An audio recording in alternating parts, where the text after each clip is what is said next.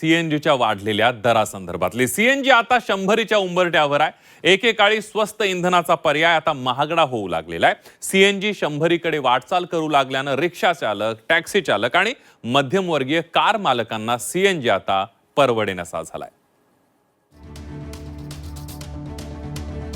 एकेकाळी स्वस्त इंधन म्हणून ओळख असलेला सीएनजी आता 100च्या उंबरठ्यावर आहे। सीएनजीमुळे स्वस्तात मस्त प्रवास होतो म्हणून मध्यमवर्गीयांनी मोठ्या प्रमाणावर स्वतःच्या कार घेतल्या। 500 रुपयात 50 किलोमीटर गारेगार प्रवास ही कल्पनाच मध्यमवर्गीयांना भावली। रिक्षा, टॅक्सी चालक, ओला उबरवाल्या टॅक्सी चालकांच्याही खिशात सीएनजीमुळे पैसे खुळखुळू लागले। सुरुवातीला सीएनजीसाठी पंपांवर रांगाही नसायच्या, त्यामुळे स्वस्त आणि मस्त इंधनाचा पर्याय म्हणून सीएनजीची वाहनं लोकप्रिय झाली। पण गेल्या काही वर्षात झपाट्यानं चित्र बदलू लागलं। 2019 मध्ये 56.50 रुपये किलो सीएनजी होता।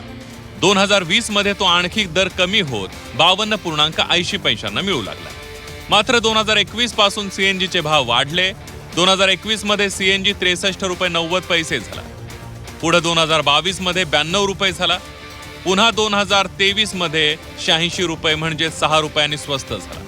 2024 मध्ये 89 रुपये झाला। 2025 मध्ये 90 रुपये 75 पैसे झाला आणि 2026 मध्ये 94 रुपये 85 पैसे प्रति किलो झाला। 2015च्या सुमारास 50च्या घरात असलेला सीएनजी आता 100कडे वाटचाल करू लागलाय। त्यामुळे हातावर पोट असलेल्या रिक्षा चालकांची अवस्था कठीण झाली आहे। मीटरचा रेट कमी आहे, लय अवघड परिस्थिती आहे, तास तास भाडं लागत नाही, लय अवघड सगळी परिस्थिती आहे। तुम्ही सीएनजी भरला किती रुपये भरला? आता मी भरला 216 रुपयाचा, तर याच्यामध्ये होत्या आता 800 ते 900 रुपये होत्यात फक्त, परत आणि उद्याच्या त्या भरावं लागतंय। हो, पण एवढ्या महिन्याभरात बघितलं तर दुसऱ्यांदा दरवाढ झाली, तिसऱ्यांदा झाली आता। हो, लय महागाई झालेली आता, याच्यामध्ये नाही परवडणार रिक्षावाल्याला या सगळ्या गोष्टीमध्ये। रिक्षावाल्यांचा कचरा करून ठेवला आणि सीएनजीवर गाड्या घ्या म्हटले आणि सीएनजीवर लोकांनी गाड्या घेतल्या आणि आता सीएनजी वाढवला। लोकांचं जगणं मुश्किल केलं ह्या सरकारने, ह्याचा आम्ही निषेध करतो या गॅस दरवाढीबद्दल। मध्यमवर्गीयांचं दुखणं वेगळंच आहे। एकतर पेट्रोल परवडत नाही म्हणून सीएनजी कार घेतली, आता सीएनजी ही पेट्रोलची बरोबरी करू लागलाय।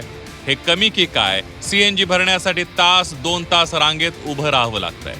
फसवणूक झाल्यासारखी स्थिती मध्यमवर्गीय कार मालकांची झाली आहे।